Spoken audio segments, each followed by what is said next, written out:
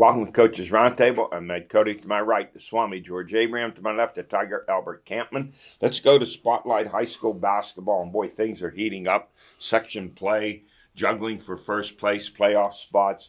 Boys basketball, Joseph Roth, Elwood City, a huge week, 51 of 31-point games. Josh Book of Slippery Rock High School, 33. Peter Kramer, Hampton. He had 3 games of 31, 29, and 26 points. He averages around 24 a game. Xavier Rigby of Rochester, 29 and 25.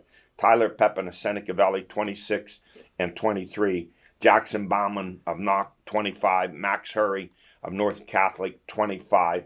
Ryan Check of Mars, 24 and 21. Braylon Littlejohn of Butler, 24. Brady Sullivan of Freeport, 21 and 20. Joaquin Hemmer of Rochester, 20. For the girls, Meg Murray of Hampton, 38. Madison Zavisky of Pine Ridgeton, 30. Elena Rocco of North Catholic, 25 and 20. Natalie Hamby of Seneca Valley, 24. And Amelia McMichaels of Butler, 22. But the performance of the week was Aliana Wade of Clareton. She became the 4th girl to score over 60 points in a game and set a new WPIAL record for a girl by scoring 65 points in her team's 82-32 win over Still Valley. Wade averages 40 points a game. 82-32 doesn't impress me. No. That's the part. If it was 82-81, yeah, then I'd be all in for a young lady. Because I know she's good. She's good score line. It's still, you're not amazed she scored 65 points? 82-32. Yeah. She probably shot a lot of layups against that team. That's what I'm thinking. Probably. Yeah. Doncic the other night had 73 and they barely won. The most impressive game I've ever seen. Who's that? Doncic. Yeah. Because they needed every one. All right, let's go to honors. Butler cross-country star and Notre Dame commit Drew Griffith named the Gatorade Pennsylvania Boys Cross-Country Player of the Year for the 2nd straight year.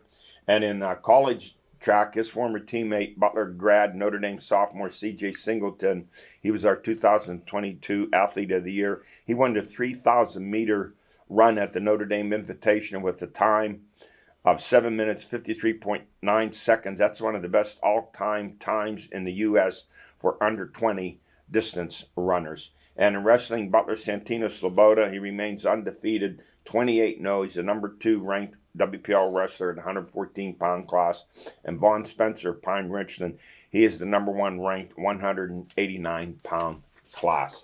High school basketball power rankings, boys, you look at the top 3 teams, all from the same section, with Upper St. Clair, Mount Lebanon, and Baldwin. Butler in there at number 5. And the stunner of the week in 6A, Butler was at Seneca Valley. They ran the Raiders off the court in the first half with a 32-5 run.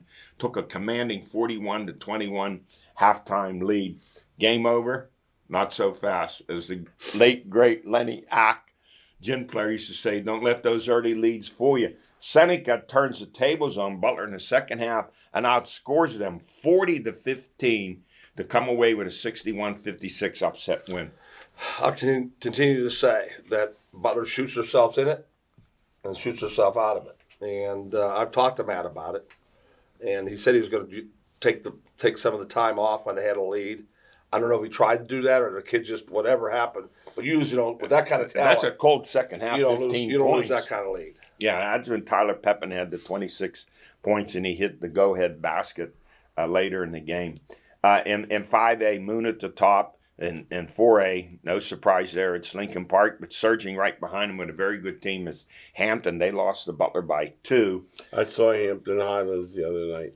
Pretty good team. That Frampton's a good player. Absolutely. Kramer. You know what hurts, though, is it doesn't matter what those teams do. Yeah. Because Lincoln Park. No, they scored 95 against North Catholic the other day. And North Catholic's really good. And in 3A, Deer Lakes remains at the top. In 2A, the Quips are there. And Fort Cherry in there at number 4. They've had a terrific sports year for Fort Cherry. Those classes come through there. Yes. And those small schools, and you live off those same kids. Now, in 1A, this is a trib ranking. Imani at the top 6 and 7. I'm not sure who some of those losses they're the team. Yeah.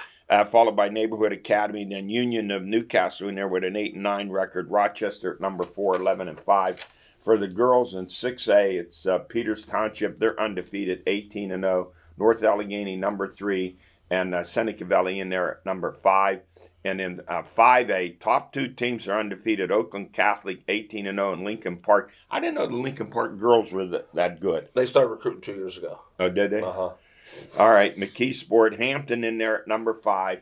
And in 4A, North Catholic is number 2. In 3A, Avonworth, they're at the top. And in 2A, Greensburg Central Catholic, followed by Aliquippa. And in 1A, Union and Newcastle, number 1. They seem to be in there every year. Well, last couple of years, they had the girl move in. That's what happens. Once again, that's the thing you want to do in these days in sports. Let's get a move in and make yourself good in a hurry. We're going to talk about moving in later on. But let's go to our stories of the week. The NFL, the AFC Championship. Kansas City 17, Baltimore 10. Kansas City scored all their points in the first half. But let me say this about Baltimore. They earned this loss. They did everything you need to do to lose the game. They gave up. They had 3 roughing the quarterback penalties, taunting penalty, personal foul after play was over, 2 red zone turnovers, an interception by Lamar threw into triple coverage, Zay Flowers fumbling at the goal line, the ball going out for a touchback. So you have a tale of 2 Lamars here as I'm watching the game. During the regular season, he's great. He's terrific. Postseason, not so much. He's now 2-4. I thought he held on to the ball too long at times. Should have released it faster and then looked indecisive. I said it on the show 3 weeks ago. I said, I don't think you can win a championship with Lamar. He's great, not good. He's great. Yes. But in the playoffs, they play differently. Regular season. They play differently. Yeah. And they make him hold on to the ball longer. They play coverage against them. Just do a great job of hemming in. And then they hope for mistakes, and Flowers did it. Flowers did it. You understand? He taunted somebody, first of all. Stood over him. And Anthony O'Brien. Yeah. And Get him go back into the huddle, right? It was Just karma. go into the huddle. It was karma. Now he fumbles going the to guy the end poked zone. it out. Yeah. He had it taught. You just couldn't make a catch. And then I read that some big time guy says, "Oh, why that? Don't worry about that taunting. It's okay. That's what you're supposed to do." It's okay. Oh, it's Yeah, all right. I wish I could tell. Remember thinking. Yeah, you're at the what? You're at the 5-yard line. It's okay to taunt. You give a 50. Oh, I did. It was Joe Burrow. Joe Burrow said, "What was going on? Let them taunt. That's what football's all about." Oh, and I said, that's how you know they're nuts. Now, here's an interesting comment. Mahomes, another terrific game, 30 of 39. And he gave credit to Kansas City's defensive coordinator, Steve Spagnuolo, who said he put together a great plan. He seems to do this for them in the playoffs. And they had Baltimore confused. See, he's young. He don't remember when Spagnuolo was a head coach. Well, besides, he deserves the credit, though. Listen, you got a defense, $58 million. The Steelers pay $121 million for theirs. So they're doing something right. And Baltimore had no interest in running the ball. You know how many times they rushed the ball? 16 times. Yeah, 8 and 8. Well, he ran 8. He ran 8. That was 16. a mistake. Big mistake. That was a mistake. Huge mistake. Yeah, they went from Roman, who liked to run it, to Todd Munchen, who likes to throw it. And that's what happens when you have a quarterback that is not truly a passer. He's truly a run. He's a dual threat. So bottom line, Andy Reid outcoached Harbaugh. The Chiefs outplayed. They played with poise. They didn't make the mistake. So the Chiefs now 14-6, headed to the Super Bowl for their 4th one the last 5 years, and looking for a chance to repeat and be the first team to do so since the Patriots 19 years ago. Well, let me ask you, for them to win a Super Bowl here, where do you fit them in the NFL legacy? Oh, that's Mahomes' legacy. That's what it is. But you have to put the Chiefs, the whole team, in there. Yeah, but I don't. That's what I'm saying. Why wouldn't you? Because Mahomes wins the games for him. yeah. But that's true. That's true of Montana. True of Brady. And it's true of Bradshaw. No, Bradshaw didn't win Pittsburgh. No, Bradshaw's not Mahomes. Mahomes. But Bradshaw had some big games. And Mahomes. Those are the 2 I put up there. That's what 2 I put in there. If you ask me who do I put in there? Who wins the Super Bowl? Are you saying dynasty like Patriots or the Steelers? Packers. I don't know. Do you put them in there if they win a Super Bowl? Do they deserve? I would say this would be 3. I'd say one more. 3 in 5 years, I think. I'd say 4 out of 6. Yes. Okay. Not that they're not good. Yeah. You're saying dynasty. The number 1 is the Packers winning 5 titles in 7 years in the first 2 Super Bowls. I don't know if anyone's ever going to beat beat that run. But I'm putting them in. I'm putting them in the discussion. I think you should. Yeah. I think you should. All right, let's go to the NFC. San Francisco 34, Detroit 31, down 24-7 at the half. The 49ers went on a 27-0 run. They tied for the biggest comeback in a championship game, being down by 17. So their 2 games with Green Bay, down by 14. This one down by – they look terrible, but they end up winning. And here's the thing. They won despite the fact in the 2 games they gave up a total of 318 yards rushing in those 2 games. But Brock Purdy's proven to be clutch. Yeah, defensively, San Francisco really looks out of sorts. They do. Looks weak. Yep. I don't understand that. I'm a Campbell guy. I think there's a time and place to do what he does. But I ought to kick 2 field goals. I couldn't agree with you more, especially the 45-yarder to tie the game up when he had a 4th and 2 at the Frisco 28. Absolutely. You tie the game. Yes. Now, for the announcers to say, well, this is the way he plays. This is the way That makes it right. That doesn't make it right. Thanks. How about what's his name for the Chargers? Yeah. What he'd do I for mean, him. he's right, too. Remember against the Chiefs, he passed up 3 red zone field goals. He's no longer the 7:28 in the game. 7:28 left. Yeah. In the 3rd quarter. 7:28, Yeah. up 14. Up 17. You go up 17 points. They can't win 2 scores. Yes, 2 You know, scores. we've all played and coached, and so I can remember in games when you're driving to tie the game, and maybe your running back fumbles, it deflates your team. It does. So not getting that tie, put all that pressure back on the team. And going up 17 the first time would have put more pressure. Because remember, that game's that much shorter now, too. It's packed. And then the thing that drives me crazy, this is what he does. I don't care what, it's not right. You adjust. You know how he is. No, I don't know how he is. He likes it. I don't care about any of that. It's not the right. He's looking those guys in the eyes, and they're buying in, though. I couldn't agree with you more. Well, I'll say this, though. I will say this not because I don't agree with him. But Reynolds is the GOAT. You understand? It was a perfect play. Yeah. The ball hit him right in the chest. If you're a receiver, you have to catch the ball. What about Gibbs fumbling there? Yeah. But that wasn't a coaching decision. Do another touch. But that wasn't a coaching. That was just decision. happened. I'm talking about they threw the ball. They made a great play. And then right after he rejects that, they get that tip pass, and it's 1 touchdown. Yeah. Yes. That was the one to Ayuk. Oh, well, the guy hits the guy in the head. Jeez, yeah. I know. The drop passes, the fumble, all those things have to go to San Francisco. Hey, by the way, I'm mystified at this game manager crap. This kid's terrific. Oh, yeah, they got lucky. Oh. What are they talking about, game manager? Yeah, they got lucky. They got really lucky. Last pick of the draft. Does he look good to you guys? He's great. Yeah, he threw for 267. He ran for 48 and he 5 did carries. run. He did run. And the thing when he runs, he doesn't slide. He puts his head down to make sure he gets the first down. He turned Iowa State's program around. You know who runs just like that? The kid at Duke, Al. Yeah. When it's going to Notre Dame. Leonard's he doesn't slide it. We like him. Yeah. He goes.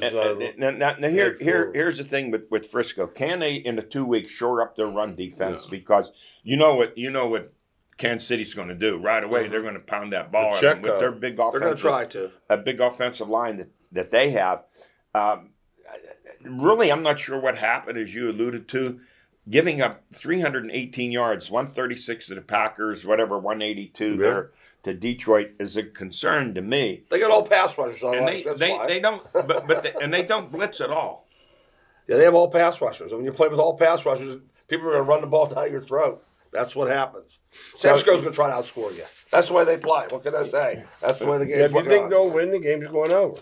Yeah. Yeah. Now let's look at some of the matchups. You have Kansas City's offensive line versus Detroit's front seven. Where do you see the advantage? Talking about the Super Bowl you're talking about? Yeah, Super Bowl. San Fran. Okay, San Fran. Yeah, where do you see the advantage here? The defense has their defensive line is better, but San Francisco mixes it up so much. I mean Kansas City's offensive line versus San Francisco's front easy. four. You'd like Kansas City. Yeah, that's easy. And the other way, how about San Francisco, McCaffrey, who had 90 yards running the ball? It's how they get it. Yeah, it's not the offensive line so much. San Francisco, it's how they do it. Kansas City's run defense with Jones. Yeah, he's really good. They lost a guy for the year Sunday, ACL, one of their linemen. He was a good one, too. Is that right? Yeah. Now, the 49ers secondary, pretty good. It's okay. What will they do against Mahomes? I think they have to have some blitz packages. Well, Kansas City doesn't really have a great passing attack. Not at all. Mahomes throws a lot of dumps now. Changes 11 completions to Yeah, Kelsey. that's what I said. He throws 11 for 11. A lot of dumps. But why is he? What's the game plan in covering him? He's wide open. Well, when they stopped Kansas City during the regular season, they started double teaming him. Yeah. I have no idea why the team stopped doing that. We talked about this 100 times.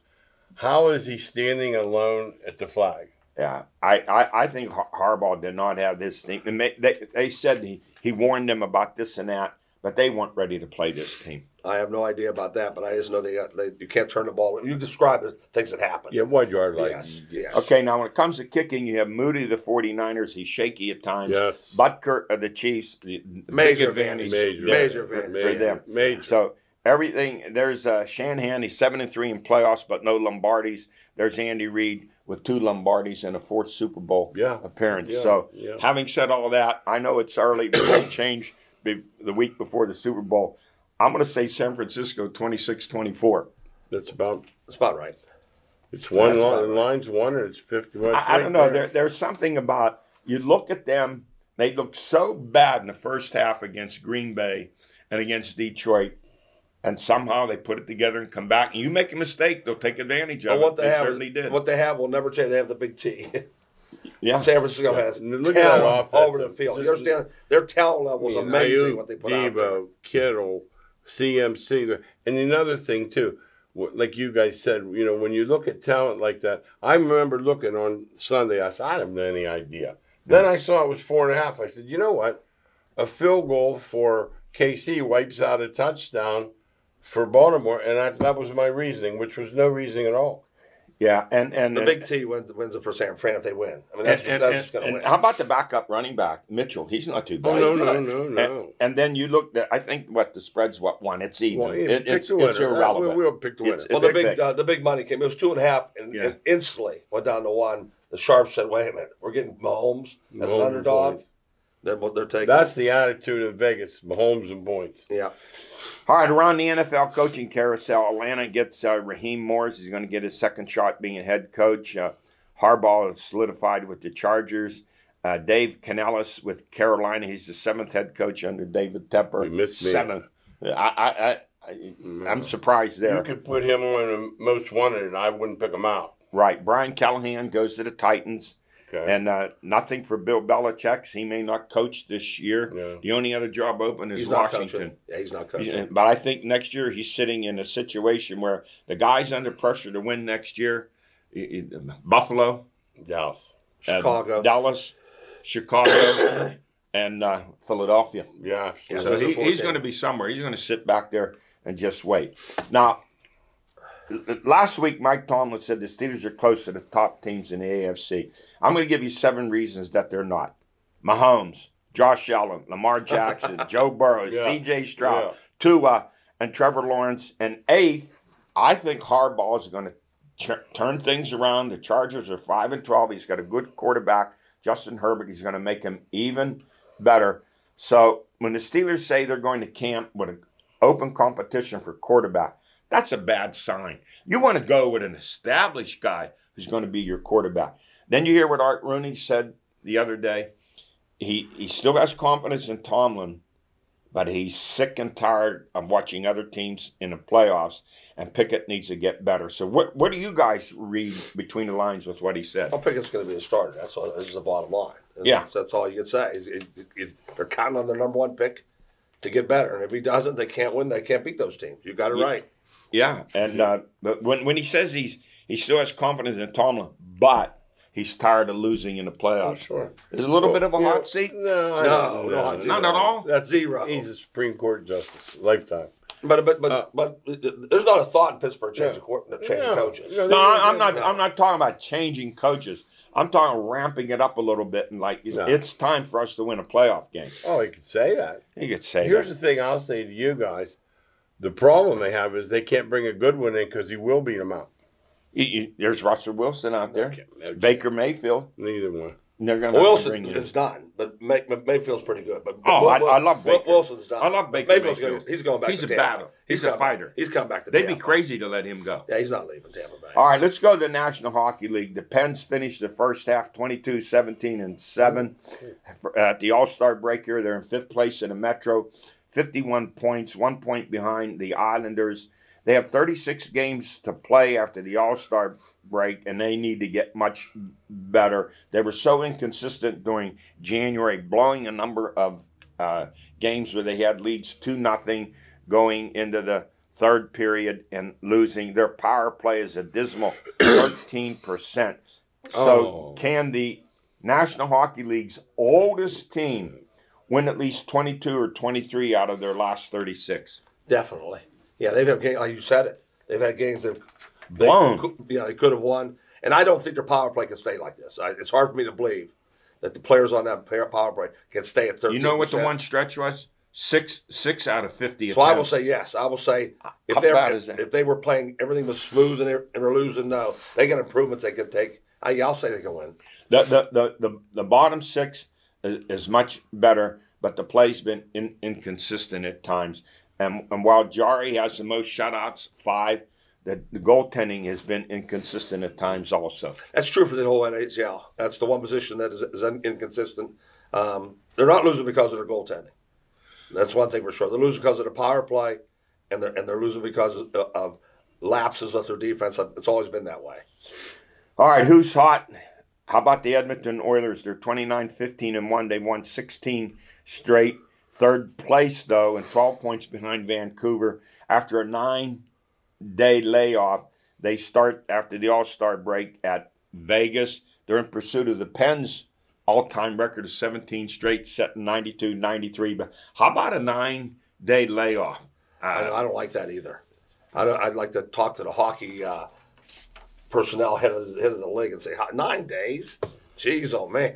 You know what would have been nice had they come back after the All-Star break and come to Pittsburgh to try and set that record. That would be nice. That would be sweet. All right, let's go to high school football. Aliquippa to appeal being bumped up to 5A in football.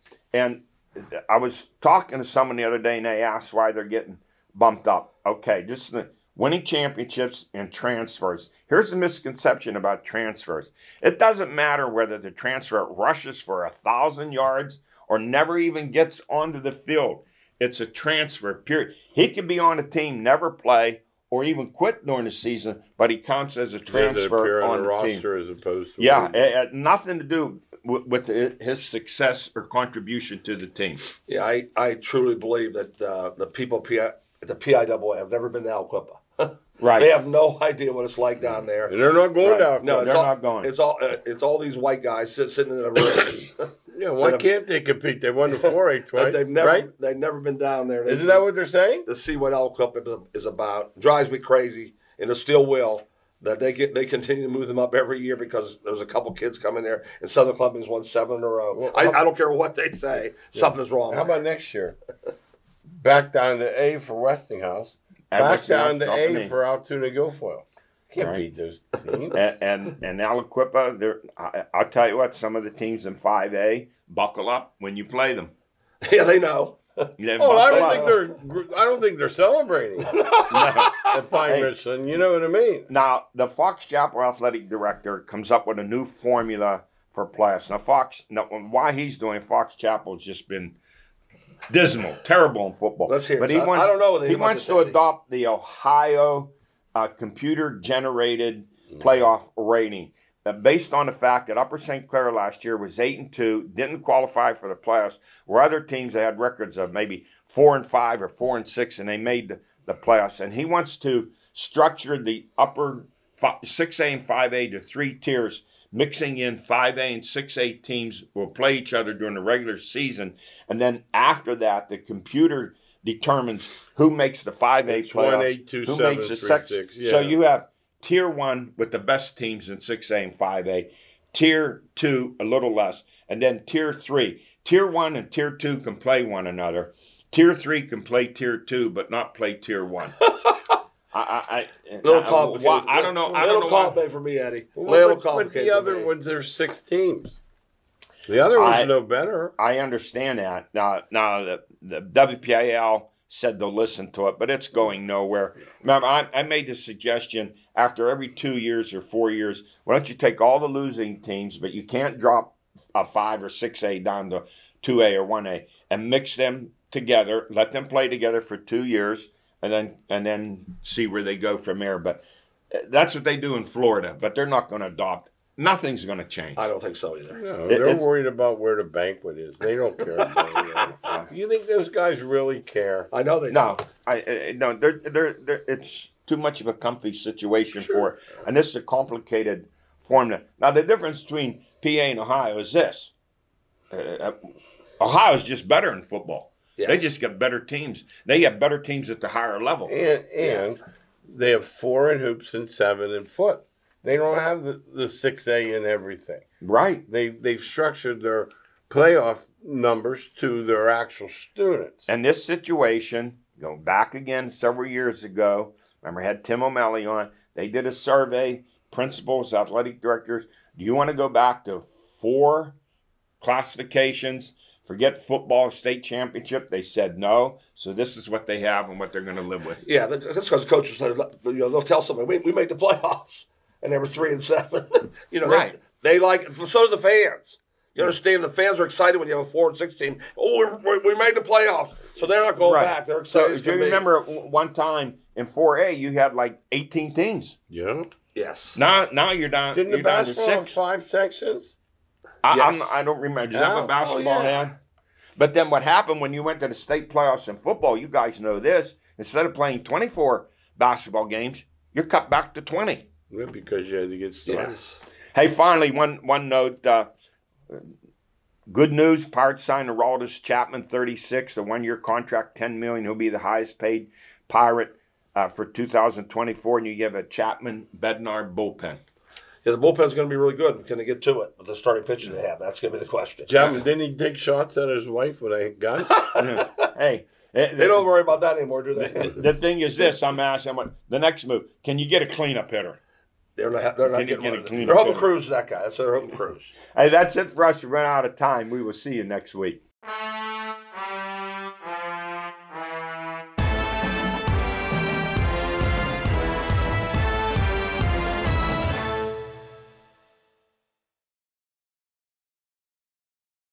Armstrong has been a part of Butler County for over 60 years. We've run hundreds of miles of high-speed fiber, and we're not stopping. Your internet, television, and telephone connectivity is backed by a team of local technicians who are backed by their local office, who is backed by our 24/7 network operations team, as well as our 24/7 customer service center. Can the other guys say that? We didn't think so. Armstrong. Unmatched employees, unmatched technology, unmatched fiber network. High school sports, community events, all of your favorite local shows are calling the Armstrong Neighborhood Channel their home. Find out everything your neighborhood has to offer on Channel 100 or on YouTube. Spirit, town pride, local communities. This is the Armstrong Neighborhood Channel.